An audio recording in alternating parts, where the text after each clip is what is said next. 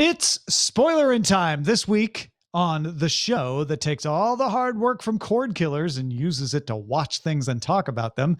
We are going to talk about The Larry Sanders Show, episodes 3 and 4 of season 6, As My Career Lay Dying and Pilots and Pens Lost. We're going to talk about episode 3 of Lovecraft Country and episode 4 of Star Trek Lower Decks. I'm Tom Merritt. He's Brian Brushwood. Yo, how do we want to begin? I almost want to save Lower Decks for last, but that would go against the order of the world and universe. So we're going to start with the good thing. We're going to start with dessert. Star Trek Lower Decks, Moist Vessel. Ugh, horrible name. Wonderful episode, in my opinion. What'd you think of it, Brian? The show only gets better and better. Like I love it more and more and more. Like if I'm not mistaken, they even like they set up the idea of cleaning up the holodeck, but then they never show it, right? They show her emptying the canister. They just show her later on. They show her pulling canisters out. Yeah, it's a good show. It's a good show. Well, and the idea of having punishing Ensign Mariner is not new, but having the captain decide, I know what'll punish her. I'll promote her. I was like, oh yeah, that's genius. Like, she obviously adores just being unaccountable at the lower decks level.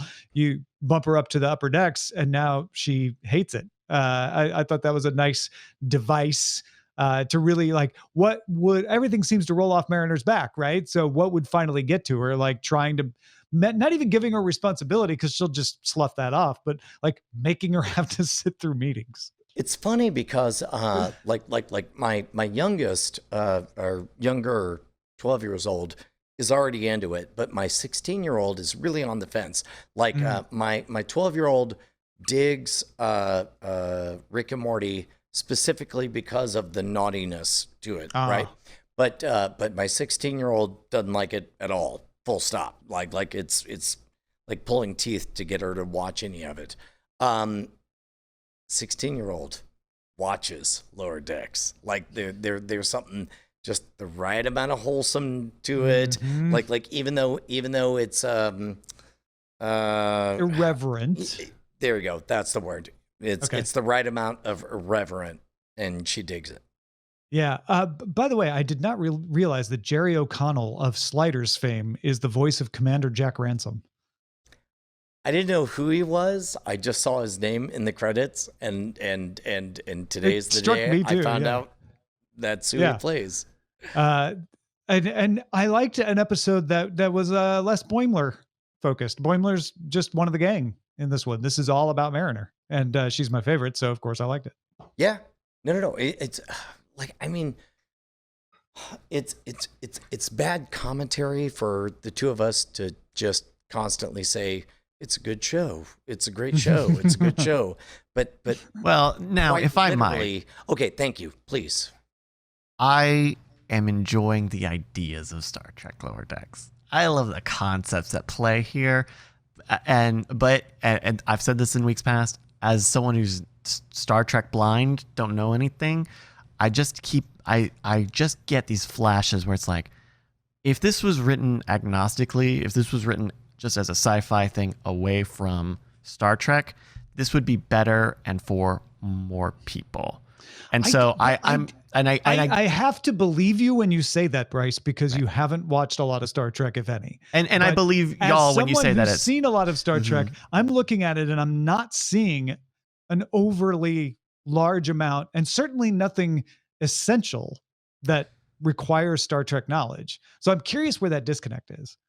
Yeah, I mean, it isn't any structure. You're right, Tom. It's not any major structural things that go unexplained. And it's CBS. They know how to set stuff up. So you were working with commercial breaks and is it just the fact of it is in front of you? I think it's when those moments happen. That's why it's just flashes. I think it's when those happen. They're not invisible. I can tell, like, oh, this is like I'm sure a reference to something. Those make those moments just empty. They're like just air, and that makes the pacing of stuff just a little imbalanced. Brian, I want to ask Bryce to do a science experiment for us. Okay. All right. Bryce, if you're willing, and this is work, so you can say no. And I mean, just do us a favor, watch all of Star Trek, all of it, Yeah, by all of Monday. it, By Monday. and then come back and let us know how you feel. And let us know if it changes things for you. Yeah. That's all. That's all. No, what I was going to say is when you watch this coming week's episode, could you write down what those moments are? Yeah, I'll take notes because you're right. Like the problem is we are not even talking past each other. We're not even looking in the same direction. Yeah. And I think probably one of two things will happen. Maybe something I'm not anticipating too, but it'll either be you'll say, this is the moment. And I'll go, yeah, but that doesn't relate to Star Trek. You're just thinking it does, right? Which would be like, that's a bias that creeped in because you know it's about Star Trek, which is still a problem, right? If it wasn't about Star Trek, you wouldn't have that. Right. Or it will be you pointing that out and me going, yeah, I really didn't think that was that big a deal, but you're right. Like that sticks out more than I would have thought. It's going to be one or two or maybe both. Yeah, I'll take some notes when it comes out on Thursday. It is one of those things where it's like just knowing that there might be some part of this that you're not getting. Anytime you don't get a thing, you're going to want to attribute it to like, oh, that's one of those things that I guess I don't get. Right. It's because I think part of it is I maybe don't trust it enough to leave things unsaid.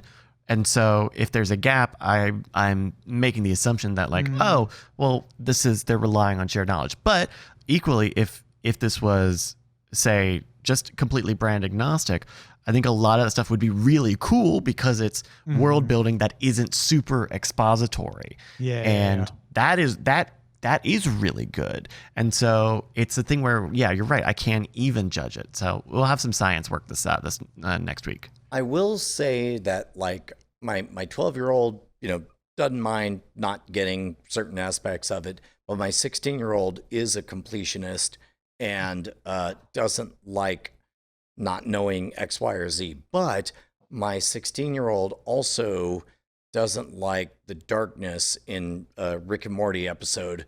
So to her, she loves that same pacing, same gotchas, same twists, just not without the ugliness. Yeah. Without going as far. Yeah. Oh, that's interesting. All right. Any other thoughts on Star Trek Lower Decks? It's great. Yeah, it's pretty good.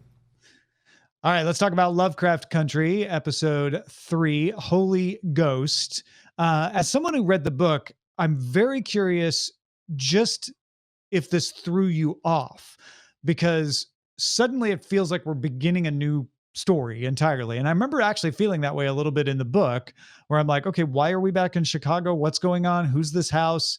And we start to tie it back towards the end.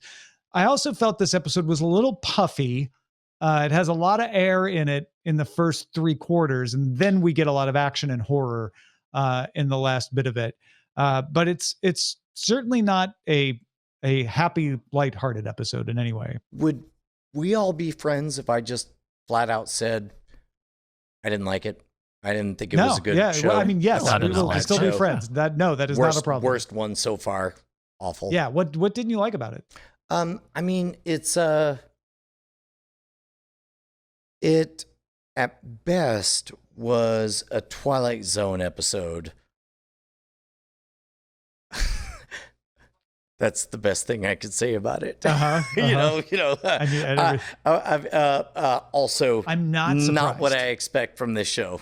And I'm not surprised, because what makes this episode okay for me is knowing what happens next in the book. And I still didn't love this episode.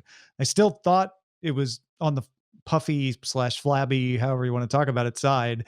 And we really only got the important stuff in the last little bit. I don't know if that works on TV as well as it should, or certainly on episodic TV. Maybe if this was Netflix and you could just binge right through to the next one, it might not be as big of a deal. Maybe as an exercise, tell me what I got, because you know that I was given something. But I don't understand what it was. What you got was that Letty kind of lucked in to a house in a neighborhood that she shouldn't have been able to get one. And Got it. you're sort of led to believe that it was because it was broken down, but then you find out there's something else behind it. And oh, it's the lady from the house in Ardham. And you don't know why. Why did she do this? Also, the house has a connection through Winthrop to the Lovecraft Country Secret Society. That's what you got. Okay. And you got all of that at the very end of the episode. I feel like I did work by watching this episode, and I am hopeful that it will pay off in the future, but in the meantime, feel like I am not surprised at this at all, because I was watching this myself going like, man, we sure are taking a while to get to the next important thing. And I realized that you want to build it up. You don't want to just open the episode with, here's the lady from Ardham and she got Letty to buy a house. Like, that's, you need to work into it. You Also, need to build up some tension, but it felt like we had given up on the story. It's like, well, George is dead, so now we're buying houses. Like, it didn't have enough to help the uninitiated understand why we're doing that. I don't feel like I need to say this to you, but I do feel like it would be worth saying this to the patrons. I watched it twice. Oh, wow. Just to make sure that you weren't missing that anything. there was definitely nothing there, and it really feels like there's definitely nothing there. It does feel weird because it's very well shot. I thought it was a very thrilling episode. Certainly towards the end, yeah. I don't know the last time we've watched a show, let's say for Spoilerin time, like a current show that is like episodic in this way, that is not serialized. Especially one that looks and presents itself as quote unquote prestige TV. And so it's like structural whiplash. We're like, okay, we're building up a thing, and then whoop, we are now dealing with the suburbs and a haunted house and not even monsters, right? Like it's weird expectations. We're filling in a lot of expectations based on other prestige TV and what the first two episodes look like. And then we get like, an American Horror Story one-off, haunted house episode. And I did like the episode. I thought it was really thrilling. I thought there was good tension, some cheap pops. It was fine. Oh. And but I need to get a better sense very soon about the show of, are we doing a Monster of the Week or are we doing a serialized long arc? J.C. Calhoun points out that the book is very episodic as well. And I think that may be one of the problems, is that the book is episodic, but not TV episodic. So we had our first two episodes were an episode in the book, right? Now we're starting, and I don't know how many episodes it's going to take to tell the next episode of the book. And it might have been better served if they had just said, you know what? The first episode's going to be an hour and a half, and the second episode's going to be 2 hours. We're going to tell the complete episodes from the book, because it did feel like they were stretching and then cutting off in order to fit this into a 58-minute format. They could have gotten away with like the so-and-so story, chapter 1, 2, 3. And maybe. done, that kind of thing. Yeah. Because I think like the cast is great. I think the characters are really interesting, and the way that they're interacting with both the real world racism and the fantasy magic stuff, I think is fascinating. But it's expectations. My expectations are thrown way out of whack, which is I don't know. To hear myself say this sounds very weird and almost first worldy, but it's a function of it. We're in the middle of this thing, and we don't even know what we're expecting. Well, and plus also, like, in terms of storytelling, third episode, weird moment to suddenly go on a side quest and not even pay off the side quest at the end of the episode. And Do you think it doesn't? I mean, they finished the haunted story. Yeah, no, it's a weird ass house. I mean, I guess, I don't know. Well, that's the thing. They haven't. Oh. I mean, they finished the I did quest not like that they hearing set that. up in I did the not like episode. I felt like But- we're a ways off from finished with whatever story they began to tell. Yeah. We're not done with this house. She fixed the elevator, sure, but yeah. Well, she didn't fix the elevator, or I guess the elevator is its own form of haunted. Yeah. Yeah. Keep your eye on that elevator. All right. Anything else about Lovecraft Country episode 3? Still in. It's got enough of my heart that like I'm not going anywhere, but definitely episode 3 weakest of everything I've seen so far. Let's talk about the Larry Sanders Show, episodes 3 and 4 of season 6, As My Career Lay Dying and Pilots and Pens Lost. As My Career Lay Dying is everybody going out trying to find jobs now that Larry has announced this is the last season, and Pilots and Pens Lost about Phil deciding to quit early. So another episode about somebody getting a job. But then his pilot with Dave Chappelle, a very young Dave Chappelle, falls through because he doesn't want to do what Dave Chappelle wants. He wants to do what he originally wrote. And so he comes back to Larry in the end. Full disclosure, the last 10 minutes, I didn't make it. I was watching everything right up until it was go time. So I only mostly can chime in, but I think there's nothing fun about these 2 episodes. I think both of these episodes are about misery, and they were not fun to watch. There's jokes, but not fun. Right. Yeah. Because they're still Larry Sanders and they're still sending up misery, which they've always done, but the misery feels real. Yeah.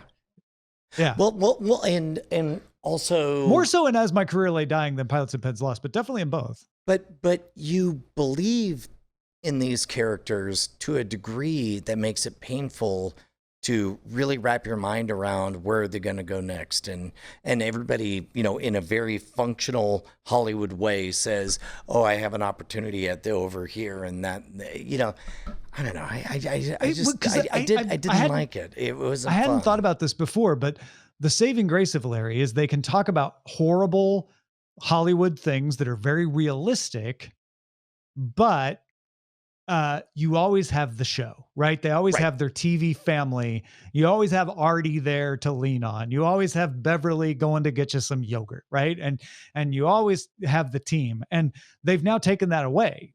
In especially in As My Career Lay Dying, they basically like, oh no, you won't. You won't have that team to rely on to tell you everything is okay, which means okay, so everything's not okay.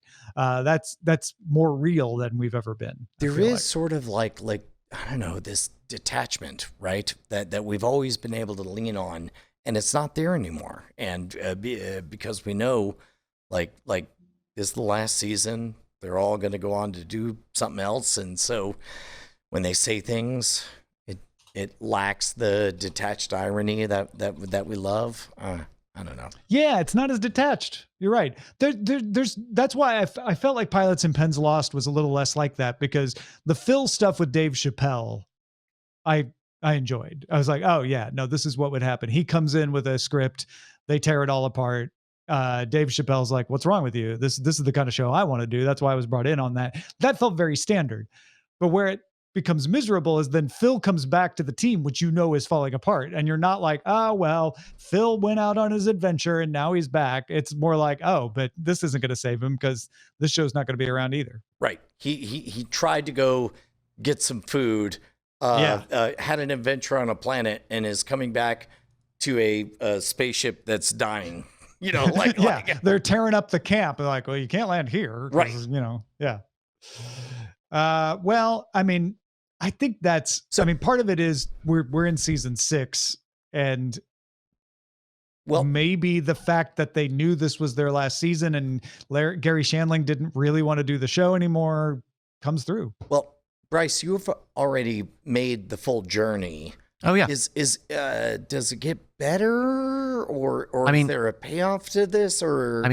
I don't think it's bad. So it's not haha comedy like it was past 5 seasons, but I wouldn't say it's bad. But this is what the season is about figuring out your future, knowing that there's an ending.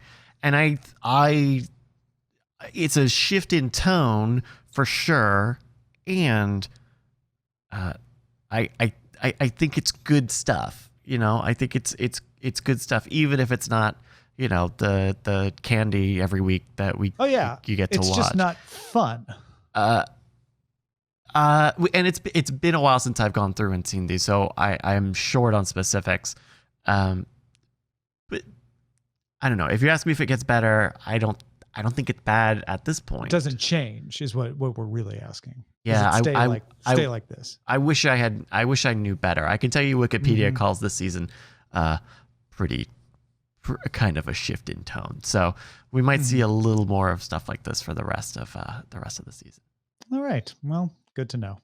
That is the Larry Sanders Show. Any other thoughts on that? Nope. I like the pen bit. Sorry, Tom. The pen story was fun. I thought that was a fun kind of wackety right. schmackety. I almost forgot about the whole subplot. Artie. That was a little bit like the old school where Artie goes and spends 3 times what he did. Although in the past that would have been Larry doing it, not Artie. I feel like. And I think Artie having that emotional connection and having that breakdown when he realizes oh, this was Larry actually went and did something to go get this, and he spent this much money on. I thought that was great. I think that was some of the best Artie we've seen in the show, full out. And it's sad. It's got the backdrop of the show being gone, but there's still some of that wackety schmackety stuff when they're both exchanging really expensive, and she goes and buys the 3 times expensive painting. There's stuff in here. I was watching Deep Space Nine this week, and Beverly shows up as Cassidy Yates, the love interest of Captain Ben Sisko, and I was like, I knew that. I knew Cassidy Yates, but I was like, oh my God, it's Beverly. What are you doing? That's awesome. Yeah, it was pretty great. That is the Larry Sanders Show, episodes 3 and 4. And that is it for Spoilerin Time. Thank you, folks, for supporting us. If you support us on Patreon, you not only get our after talk, where we actually talk about what we're going to watch on Spoilerin Time. You get to be a part of that conversation, and a whole lot of other stuff happens on after talk. But you also get Spoilerin Time itself a little earlier than everybody else. So thank you for supporting us. Patreon.com/Cord Killers, and we'll spoil you again next time.